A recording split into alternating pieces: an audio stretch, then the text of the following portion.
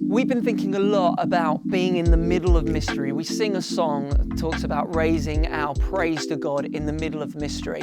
I don't know about you, but I don't always like mystery. I want to know how something is going to start, how it's going to end, and I'm not always that comfortable in the process of getting from A to B.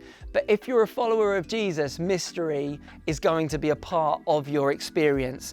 The Christian theologian Richard Rohr says this: people who've had any genuine spiritual experience always know that they don't know. They are utterly humbled before mystery. They're in awe before the abyss of it all, in wonder at eternity and depth, and a love which is incomprehensible in the mind.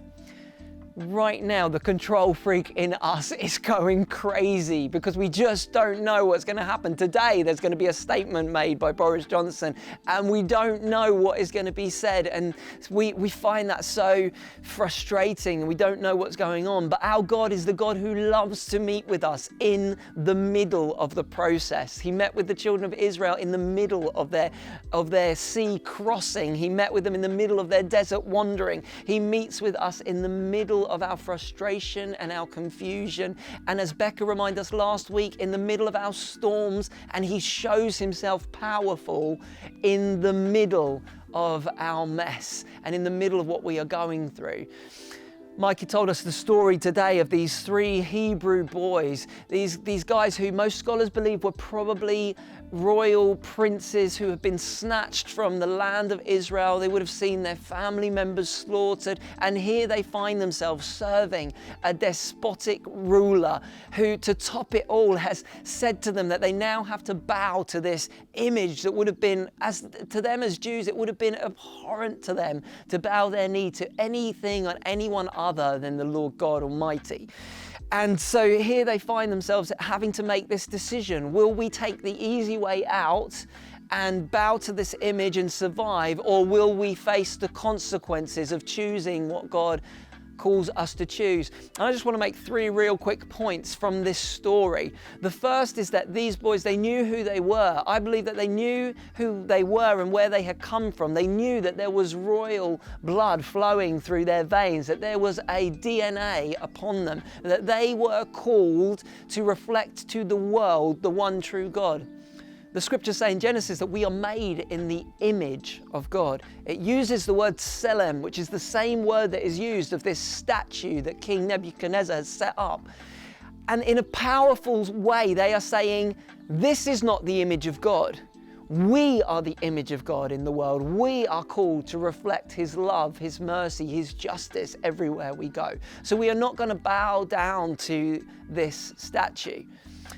Secondly, they had an attitude of come what may. Right now, the temptation to bow to temporary saviors is so strong. The temptation to bow to fear is so strong right now. And we need to make a decision. Who are we going to trust in? And I love that they have this attitude of no matter what, we are not going to fall in line with what you are telling us to do, Nebuchadnezzar. And it says in verse 16 to 18, they say to King Nebuchadnezzar, we do not need to defend ourselves before you in this matter. If we're thrown into the blazing furnace, the God we serve is able to deliver us from it, and He will deliver us from your majesty's hand. But even if He does not, we want you to know, Your Majesty, that we will not serve your gods or worship the image of gold that you have set up. They make a decision, no matter what pressure is put on them, what is going to come out of them. If I squeeze an orange juice comes out of it. If the pressure is put on us as followers of Jesus, what should come out of you and I in this season is Jesus, His love, His nature, His trust. And they make this decision that no matter what, we are not going to bow our knee. And that's the challenge to you and I today. And third and lastly, there was a fourth man in the fire. There was another one that stood with them. These guys would have known the Hebrew scriptures. They would have known that the prophet Isaiah said in Isaiah 43 verse 2, the prophet says, when you walk through the fire, you will not be burned. The flames will not set you ablaze. And notice that God does not say if you walk through the fire. He says when. Jesus said that in this world we'll have trouble, but to be of good cheer because he's overcome the world. We are going through a fire right now, all of us together. It's like the whole globe knows it.